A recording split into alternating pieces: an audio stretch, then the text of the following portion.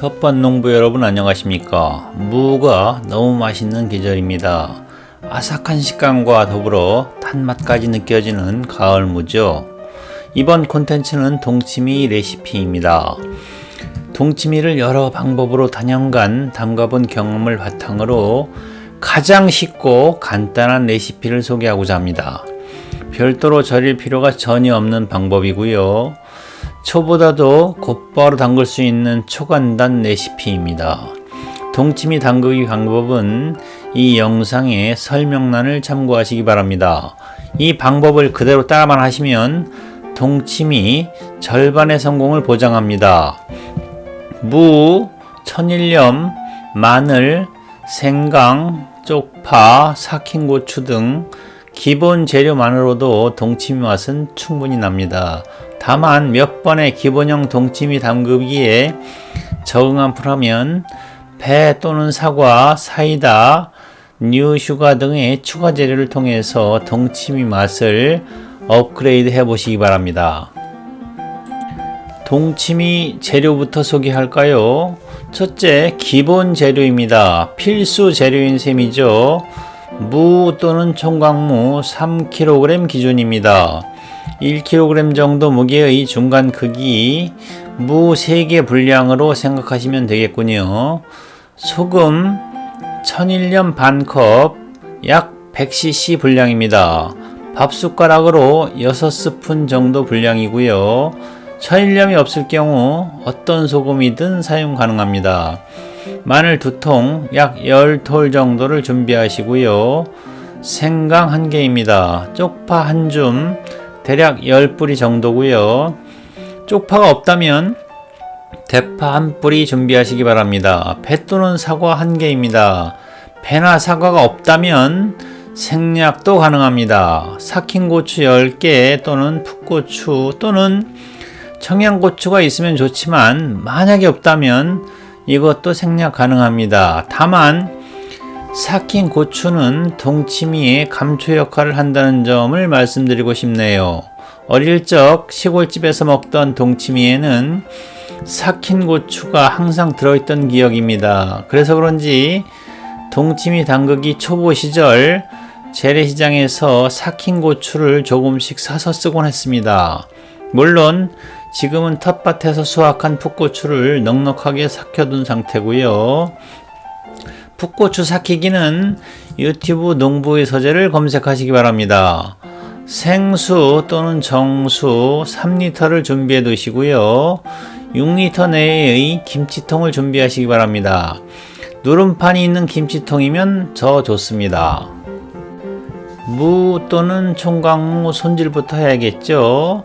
무 또는 총각무 3kg 정도를 깨끗하게 손질합니다. 무청은 취향에 따라서 동치미에 넣을 수도 있고 뺄 수도 있습니다. 무청은 삶아서 찬물에 씻은 후 냉동 보관하거나 묶어서 말리면 시래기로 만들 수 있고요.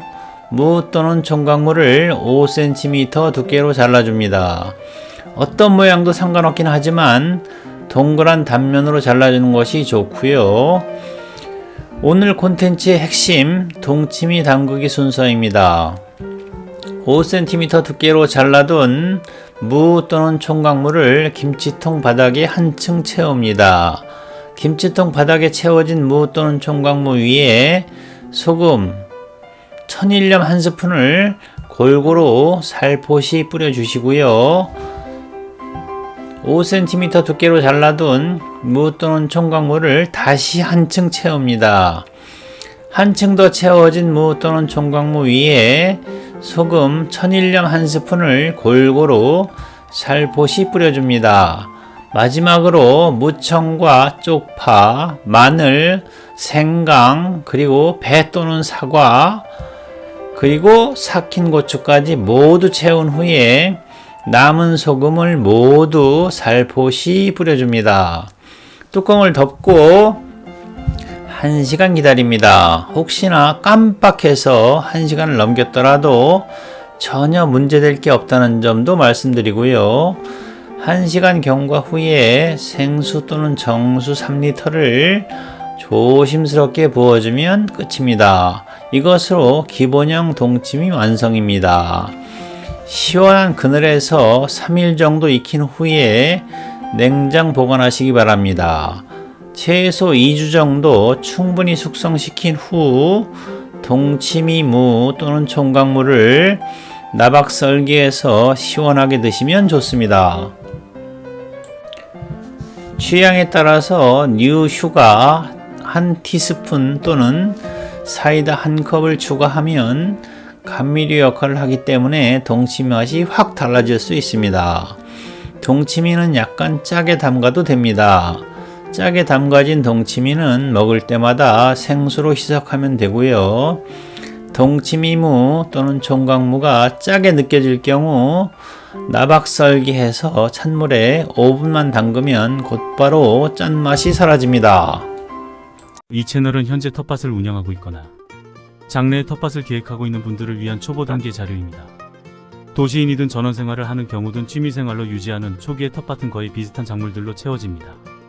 그러다가 차츰 각자의 텃밭에 어울리는 작물들을 선별하게 되기 마련입니다.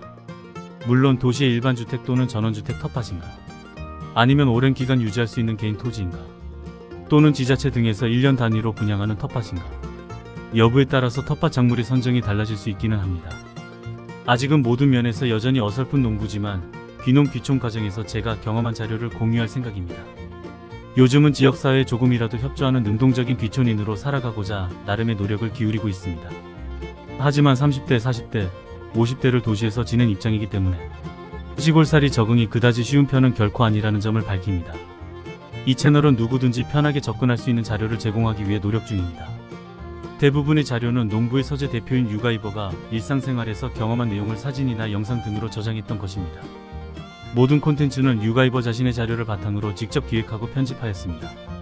이 채널에서 다루고 있는 콘텐츠 관련해서 좀 더 자세한 정보를 얻고자 하는 경우 유튜브 또는 다양한 웹서핑 등을 통해서 검색하시기 바랍니다.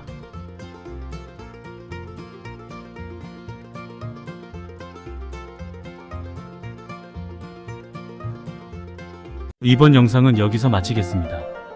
텃밭 농부 여러분 대단히 고맙습니다. 이 콘텐츠는 유가이버가 텃밭과 전원생활 그리고 모든 일상에서 경험한 내용을 사진 및 영상으로 저장했던 자료를 바탕으로 제작했습니다. 콘텐츠 기획 및 편집은 유가이버가 직접 진행하고 있습니다. 여러분의 구독과 좋아요는 콘텐츠 제작에 큰 힘이 될 것입니다.